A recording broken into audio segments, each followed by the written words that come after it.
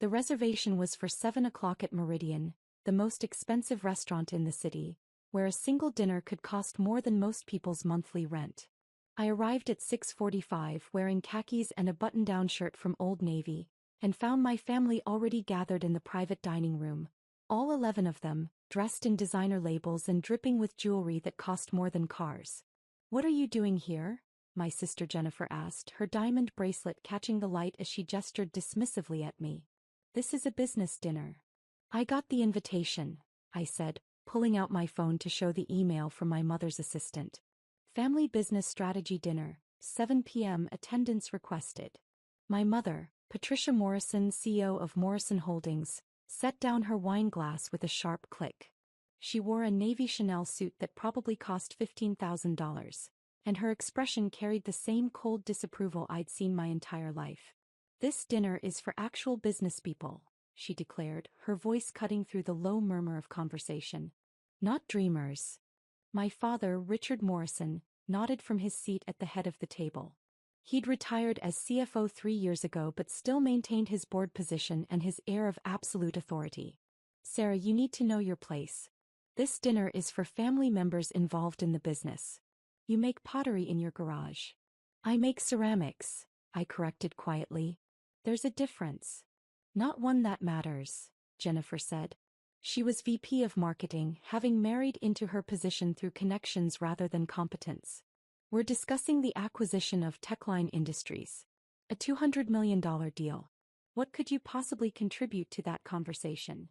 My brother Michael, the COO, didn't even look up from his phone. "Mom's right. You don't belong here. This is embarrassing." I counted 8 family members at the table. My parents, 3 siblings, 2 spouses, and my uncle Robert, who served as general counsel. They all held positions in Morrison Holdings, the family empire my grandfather had built from a small manufacturing company into a diversified conglomerate worth $1.2 billion. And they all looked at me with varying degrees of disdain or pity. "I think there's been a misunderstanding," I tried again. "The only misunderstanding," my mother cut me off, "is you thinking you have any relevance to this discussion. You opted out of the family business 15 years ago when you decided to pursue your little art hobby. You don't get to opt back in when it's convenient." "I didn't opt out," I said. "I chose a different path." "A path that leads nowhere," my father said flatly. "You're 37 years old, Sarah. You live in a rental house. You drive a used Subaru. You sell coffee mugs at craft fairs. Meanwhile, your siblings are running a billion-dollar enterprise." My youngest brother, Thomas, who'd just been promoted to VP of Operations despite having worked at the company for only 2 years, smirked. "Maybe she's here hoping for a handout. Are you finally ready to admit your pottery thing failed?" "My ceramic studio is doing fine," I said evenly. "Fine," Jennifer repeated with a laugh. "That's the difference between you and us, Sarah. We don't aim for fine. We aim for exceptional, market-leading, industry-defining." "Speaking of which," my Uncle Robert interjected, "we should begin. The Techline deal has time-sensitive components." He looked at me pointedly. "Sarah, this really is a closed meeting. Family members with active business roles only." "I have an active business role," I said. My mother actually laughed. "Selling mugs at farmers markets doesn't count as an active business role." "I also sell at galleries," I said. "And online. And through wholesale distributors." "How much do you make a year from that?" my father asked, his tone making it clear he already knew the answer would be insufficient. 30,000? 40? Your siblings are managing departments with annual budgets in the tens of millions. Last year my ceramics business grossed about 75,000, I admitted. The table erupted in barely suppressed laughter. Thomas didn't even try to suppress his. 75,000, my mother repeated. Your sister Jennifer's clothing budget is 75,000. Your brother Michael's car cost more than you earned all year. And you think you belong in a meeting about a $200 million acquisition. Maybe we should get security, Jennifer suggested. This is getting sad. I pulled out my phone. Before you do that, I need to make a quick call. Oh my God, Thomas groaned. Is this a performance piece? Are you going to call your pottery guild for moral support? I ignored him and dialed a number I had on speed dial. It rang twice before someone answered. Douglas? It's Sarah Morrison. I need you to execute option 7. Sell all $290 million in holdings. It's all of them. Morrison Holdings, Morrison Manufacturing, Morrison Real Estate Trust, and Morrison Ventures. Every single share.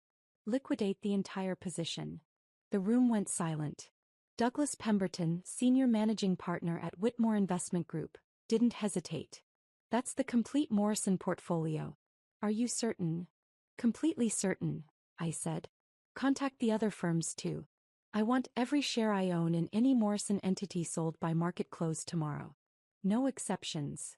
That will require board notification, Douglas said. You own controlling interests in 3 subsidiaries and significant positions in the parent company. Then notify them, I said. Actually, they're sitting right in front of me. Their phones should be ringing in about 30 seconds. I ended the call. My father's phone buzzed first. Then my mother's. Then my uncle's. Then Jennifer's, Michael's, and Thomas's in rapid succession. They all looked at their screens simultaneously, and I watched the color drain from every face at the table. What did you do? My mother whispered, staring at her phone. I'm exercising my rights as a shareholder, I said calmly. Something I should have done years ago, but I kept hoping you'd eventually see me as something other than an embarrassment. My father was reading his notification, his hands shaking slightly. This can't be right. It says Sarah Morrison controls 47% of Morrison Holdings through various investment vehicles. 47.3% to be precise, I corrected. I'm the largest single shareholder. Grandpa made sure of that before he died. That's impossible, Jennifer said. The company went public. The shares were distributed among family members. Most of them were, I agreed. But Grandpa kept a controlling block in a private trust. He gave it to me on my 21st birthday along with about $80 million in liquid assets. He told me to invest wisely and never let the family know unless I absolutely had to. My Uncle Robert was scrolling frantically through his phone. This is showing Morrison Manufacturing, 62% owned by Clearwater Holdings LLC. Morrison Real Estate Trust, 55% owned by Pacific Ventures LP. Morrison Ventures, 71% owned by Cascade Investment Group. All entities I control, I confirmed. Grandpa taught me to structure investments through multiple vehicles for tax efficiency and privacy. Apparently, it also worked for keeping my actual net worth hidden from judgmental family members. My mother's face had gone from pale to red. Your grandfather gave you $80 million?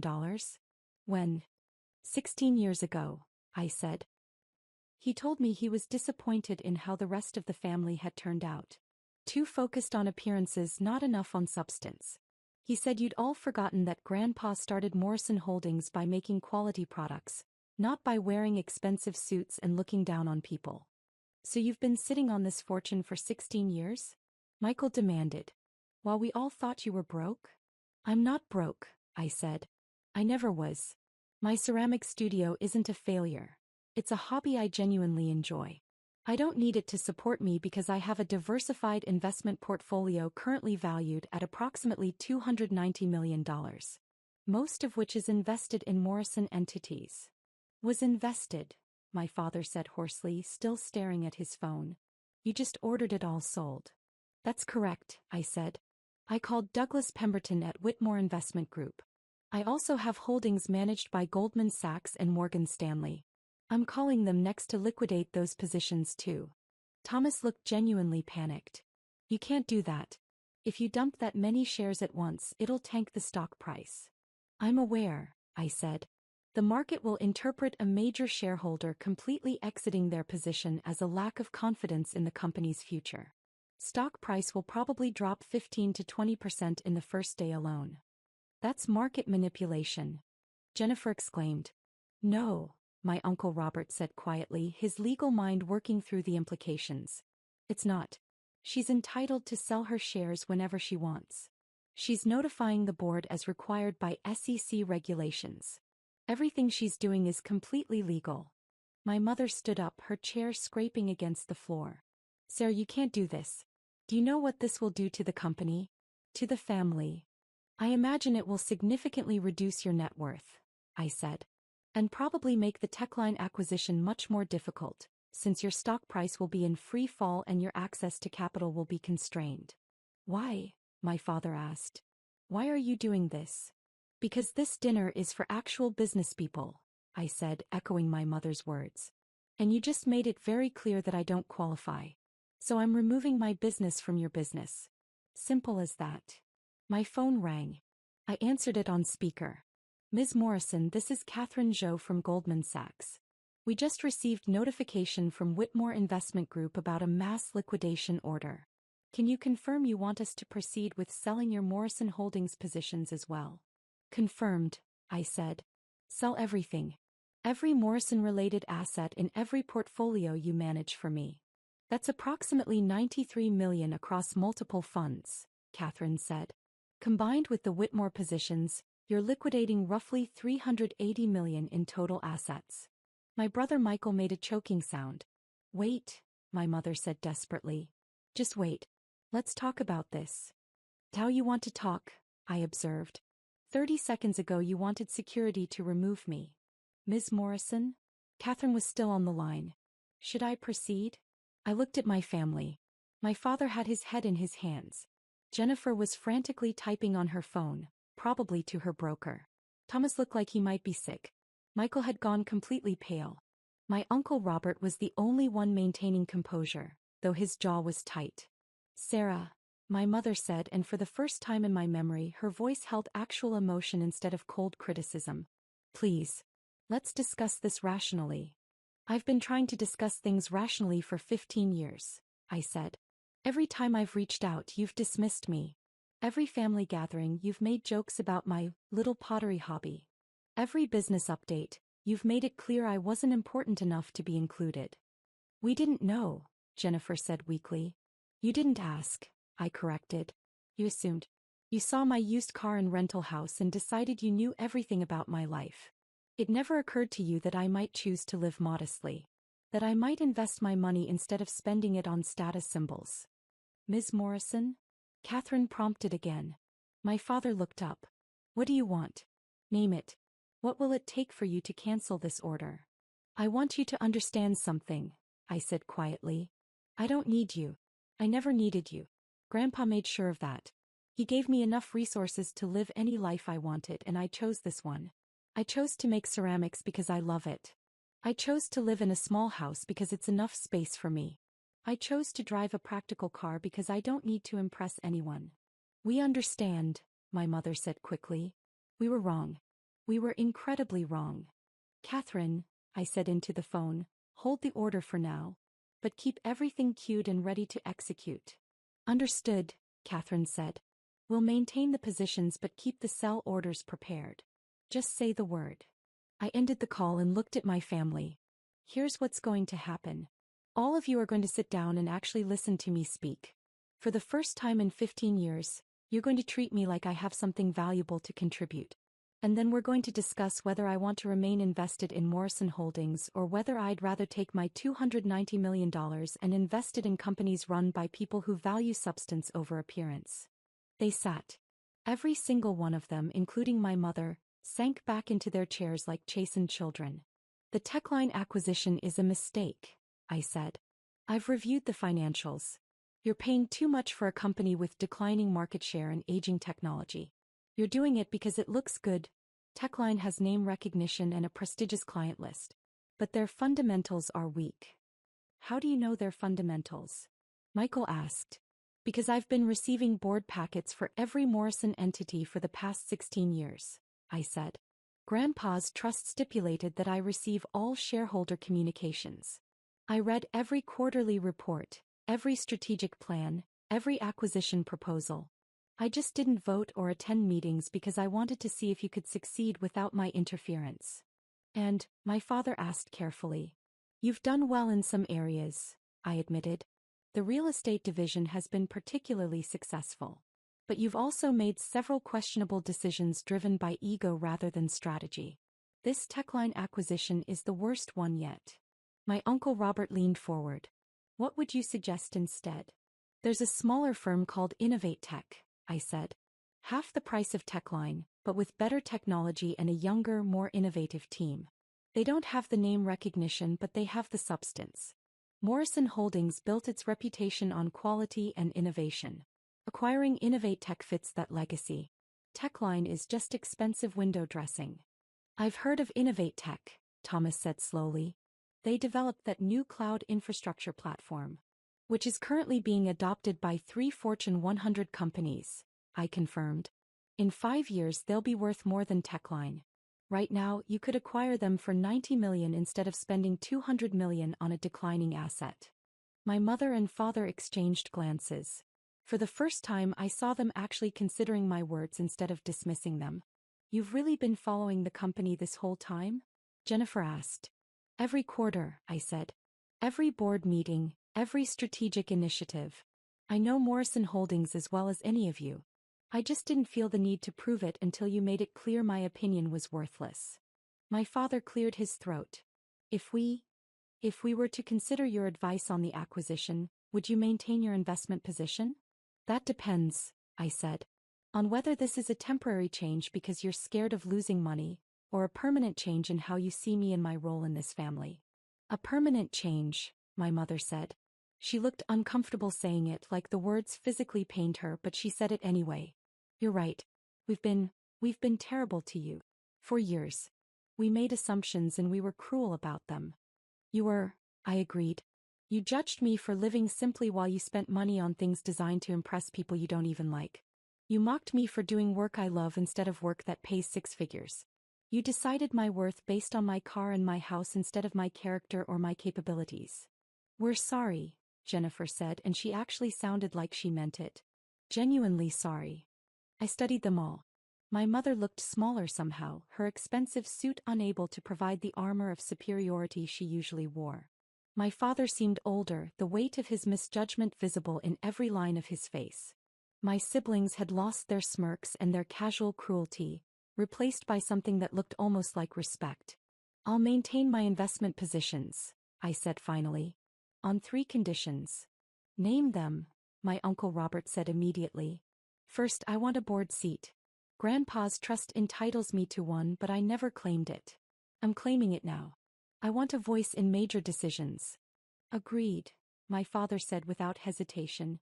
Second, the family stops making decisions based on appearances and starts making them based on sound business principles.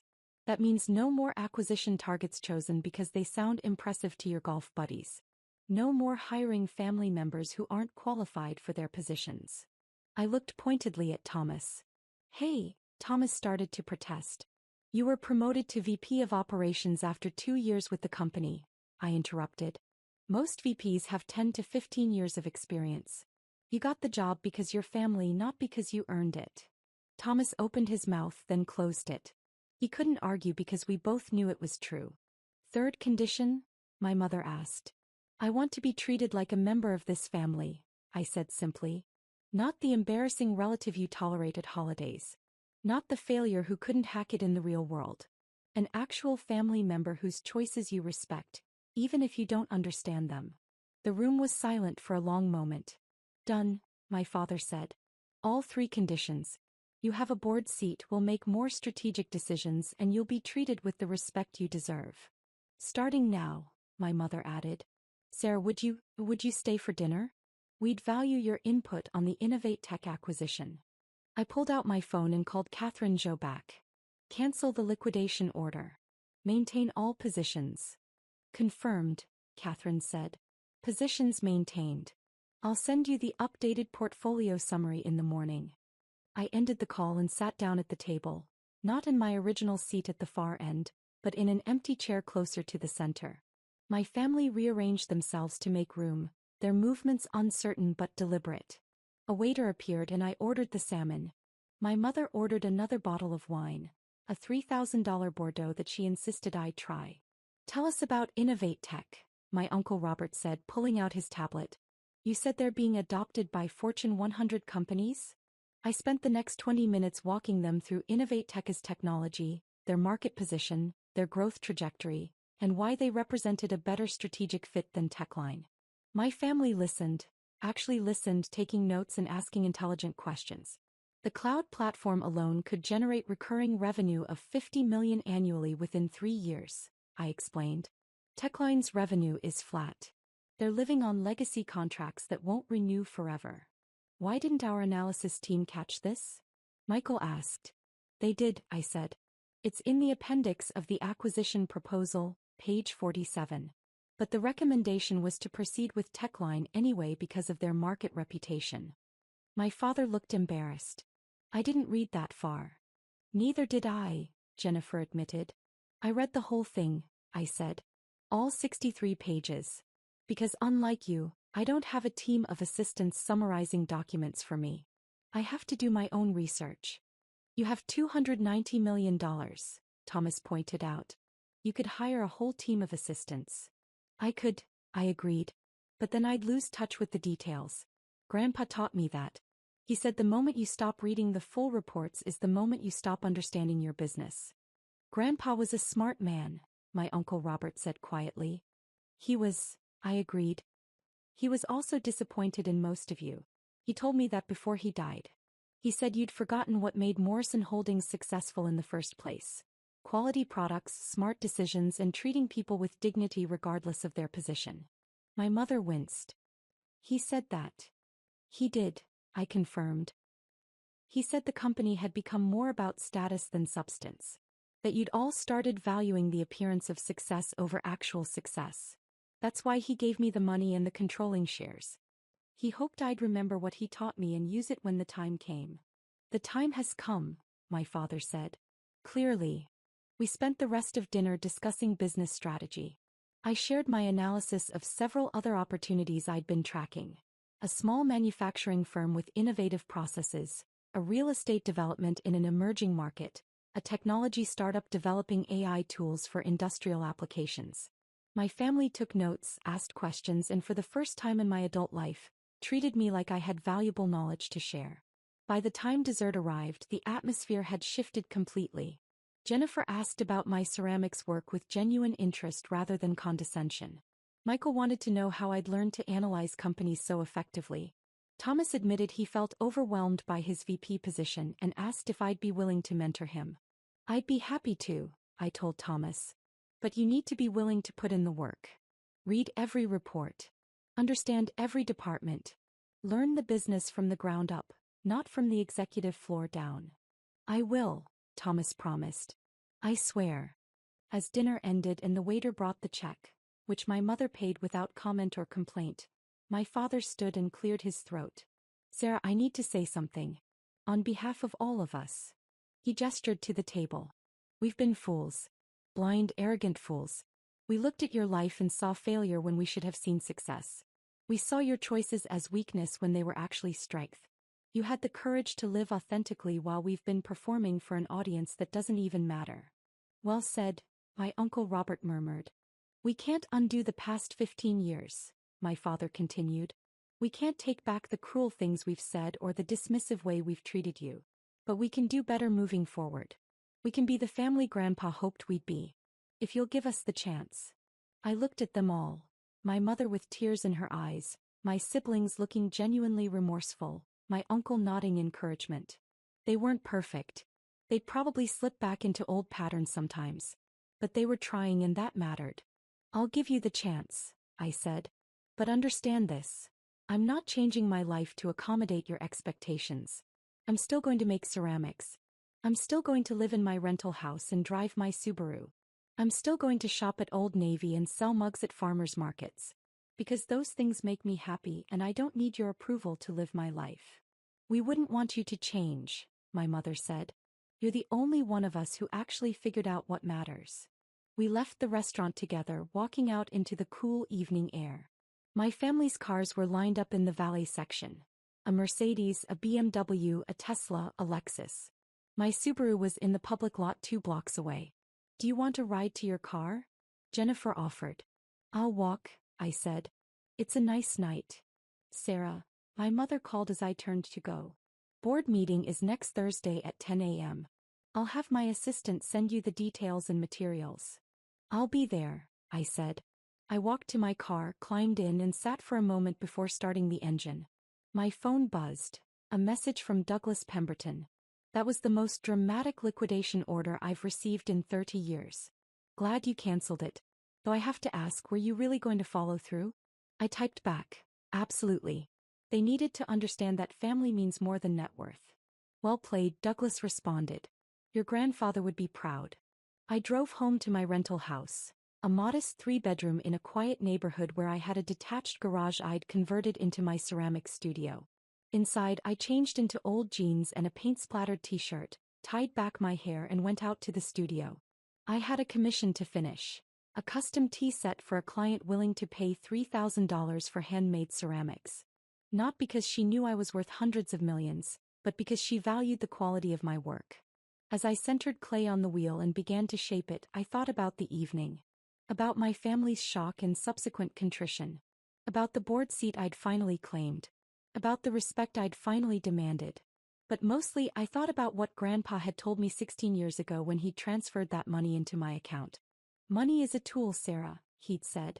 Use it to build the life you want, not the life other people expect. And remember, real wealth isn't in your bank account. It's in knowing yourself well enough to choose happiness over approval. I'd chosen happiness. I'd chosen ceramics and craft fairs and a simple life that brought me genuine joy. And when my family had pushed too hard, I'd used Grandpa's tool exactly as he'd intended, to show them that their approval was worthless compared to my peace of mind. My phone buzzed again. A group text from Jennifer to all the siblings. Family dinner next month at my place. Sarah, please come. And bring some of your ceramics. I'd like to buy a set for my dining room. I smiled and typed back, I'll be there. And I'll bring a catalog. Thomas replied, can you bring that business analysis you mentioned? The one about emerging markets? Michael added, and maybe we could schedule some time to talk about the manufacturing division? I think we're missing some opportunities. I set down my phone and returned to my wheel, shaping clay with practiced hands. Tomorrow I'd be a board member at a billion-dollar company. Tonight I was a ceramicist making a teapot. And both of those things were exactly who I wanted to be. Outside my studio window, the sun had set completely, leaving the sky scattered with stars. Inside, my hands worked the clay into something beautiful and functional. Something that would bring someone joy long after tonight's drama had faded into memory. That, I thought as I shaped the final curve of the teapot spout, was what success really looked like. Not designer suits or expensive cars or corner offices. But the freedom to create beauty, the courage to choose authenticity, and the strength to demand respect from people who should have given it freely all along. Grandpa had given me the tools. Tonight I'd finally used them. And tomorrow I'd show my family what happened when you combine $290 million in investment capital with someone who actually understood that money was meant to serve life, not the other way around. I finished the teapot at midnight, carefully lifting it from the wheel and setting it aside to dry. In 2 days it would be ready for its first firing.